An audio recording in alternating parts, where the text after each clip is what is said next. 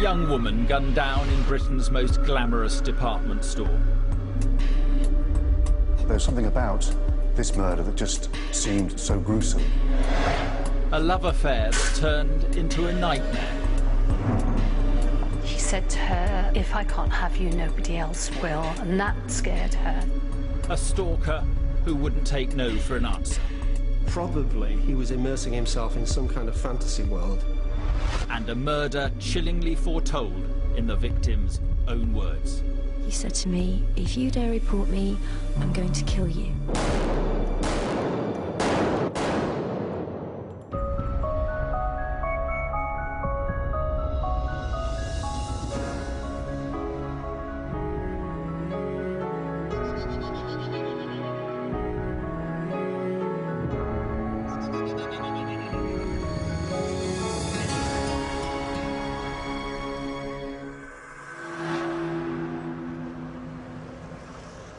The Harvey Nichols store in London's Knightsbridge. Just before closing time on Tuesday the 13th of September 2005, customers and staff witnessed a scene they would never forget.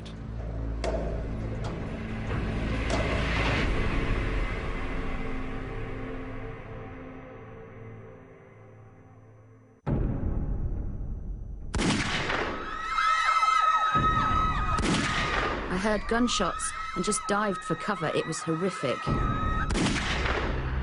It all happened so quickly, and the next thing I see is the gun. The gunshots were all fired in quick succession. I thought people had taken over the store. It was really scary. We were all terrified. The scene that we were told about was one of absolute pandemonium. Obviously, there was a great degree of panic among the people who witnessed this, shoppers and indeed staff at the Harvey Nichols store. 2 people were shot dead at the exclusive Harvey Nichols department store in London tonight. Police said a man and a woman were pronounced dead at the store. Detectives aren't looking for anyone else in connection with the shooting. As a journalist, I've covered a number of quite horrific murders, but there's something about this murder that just seemed so gruesome, the sense that in a public place, Harvey Nichols being one of the most exclusive stores in the area, that somebody was able to walk in, carry out a shooting. The thing we established was that 4 shots were fired, and then a further one was shot into the ceiling, and then he turned the gun on himself.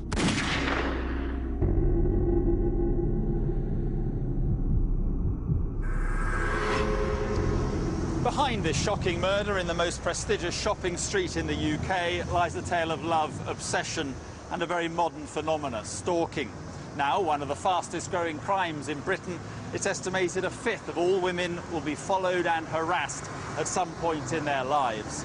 And what can you do to protect a woman when the person targeting her is persistent and threatening? Is the law strong enough to protect her?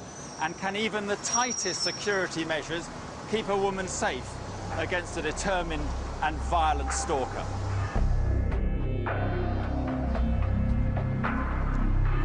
I have to see Claire.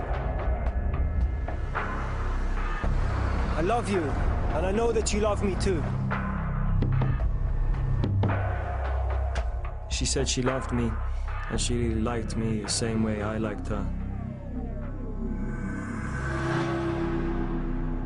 Claire Bernal was 22.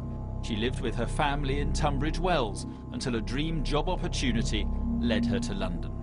Claire showed a great interest in makeup when she was about 7. Then, by the time she was 12, she was making her face up beautifully, and she was always on for making up my face or her friend's face. And then she went to Shepperton Studios and she trained as a theatre makeup artist. And then this job came up for La Prairie. La Prairie is an exclusive range of cosmetics and skincare goods with products retailing up to £1,400. Claire wrote to the company applying for a job at one of their concessions in London department stores. She was desperate to work in one of the big department stores, and I went with her on the day of her interview to London. And I remember her being so nervous about it. And I remember that she had a portfolio with her, and she just kept going over it and over it and over it to make sure that she had it absolutely perfect.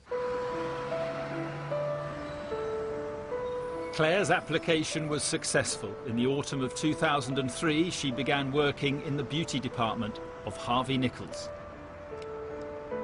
Claire was very proud to be working in Harvey Nichols. Yeah, it's obviously a very beautiful store. Harvey Nichols is the extreme form of the upscale department store. It's extreme because it's devoted to beauty and women.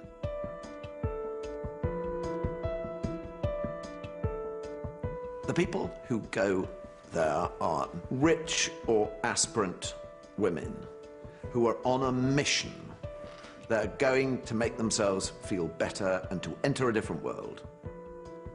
For a girl like Claire, going to Harvey Nichols will have been making it.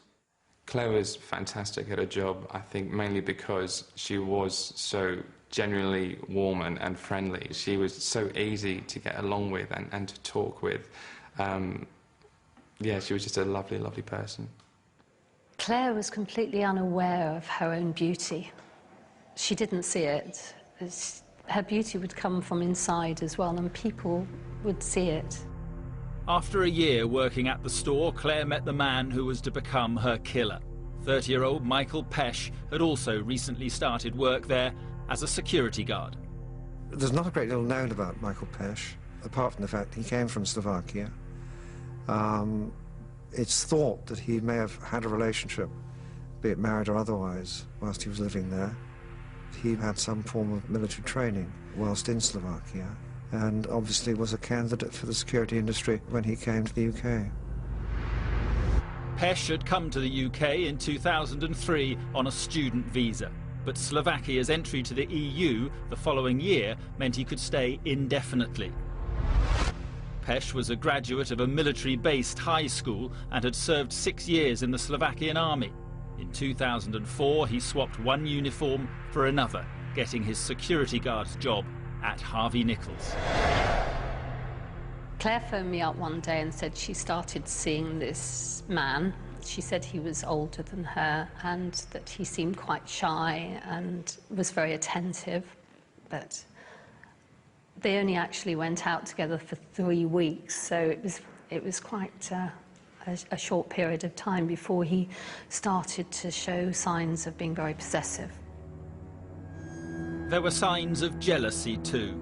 Pesh complained about Claire spending time with her friends rather than him. She saw this particular mate almost as a big sister, and he insinuated that she maybe had sort of lesbian tendencies. Claire didn't know it, but Pesh was already displaying the classic behaviour of a potential obsessive. That kind of level of control, manipulation and jealousy within a relationship could quite easily progress at the breakdown to stalking behaviours, and it would be clearly one of the warning signs. 1.2 million people are stalked every year in Britain, more than half of them by ex-partners. In the majority of these cases, there are signs of possessive or abusive behaviour during the relationship. She was already starting to feel a bit uncomfortable about him. He was also talking about a future together. He was telling her he loved her, and did she love him? And she said, what am I supposed to say to that? She just didn't know. She just didn't know how she felt about him. He was just that it was all happening much, much too fast.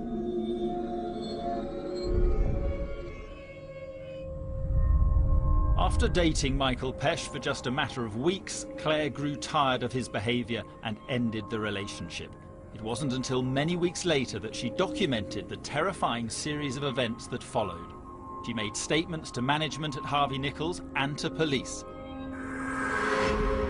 This is what happened, in her own words. Pretty soon into the relationship, I realised Michael seemed to be quite possessive, and because of that and the fact that I didn't feel we were going anywhere, I ended our time together on 28th of February 2005. On that day, Michael became upset that our relationship had ended. I told him to get the train, as all this occurred at the station. He didn't get on the train and instead followed me to my home address, and he sat outside the address for a period of roughly 2 hours. During this time, he kept calling me. I received roughly 20 missed calls, and he came to the door and spoke to one of my flatmates, and was being very rude and shouting at her and kept saying he wanted to talk to me. She said that I didn't want to talk to him. After 2 hours, Pesh finally gave up and went away, but this was only the start of Claire's ordeal. The following day, he followed her home with a big bouquet of flowers, and she said, "Just leave me alone, Michael. It's just not working out." And she left those flowers outside her door, and they stayed there all week. She wanted him to get the message, but again on that second day, he sat outside for a while. He just wouldn't go. Pesh's behaviour became increasingly sinister, and one threat would cause Claire to fear for her life. If you dare to report me, I'm going to kill you, remember that. When beauty consultant Claire Bernal ended a brief relationship with Michael Pesh, a security guard who worked with her at Harvey Nichols, he refused to accept it was over. At the time, Claire didn't realise how serious his harassment would become, and it wasn't until much later that she reported him. When she did finally make her statements, she painted a disturbing picture of a man becoming more and more obsessed. I've become increasingly worried and frightened by Michael's behaviour towards me, both at work and outside of work. At work, Michael has constantly approached my counter whilst both on duty and pestered me to rekindle the relationship.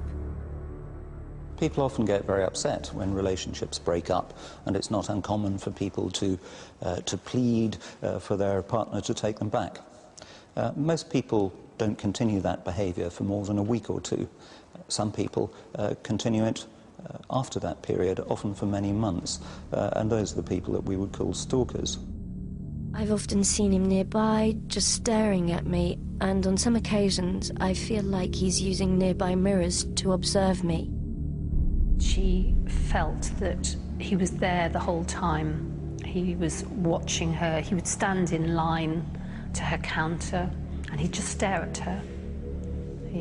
He'd stare at her from the moment she came on duty to the time she left. It's very difficult to speculate what goes through the mind of an individual who's engaged in stalking behaviour. But we do have the idea that often these are calculated behaviours which are designed to control that person and to actually manipulate that person. Another time, after the 28th of February, I was leaving work when Michael approached me in full security uniform and stopped me by placing his hands on my shoulders from behind. I love you, and I know that you love me too.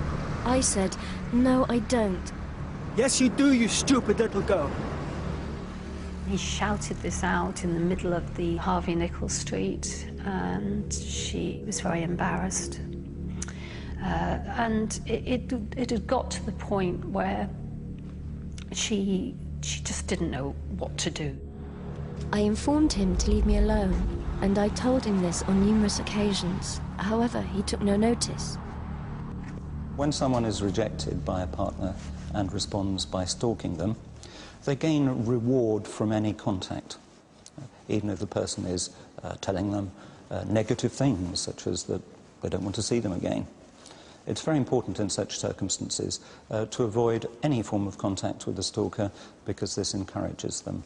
What in effect happens is that the stalking contacts become a substitute for the previous relationship.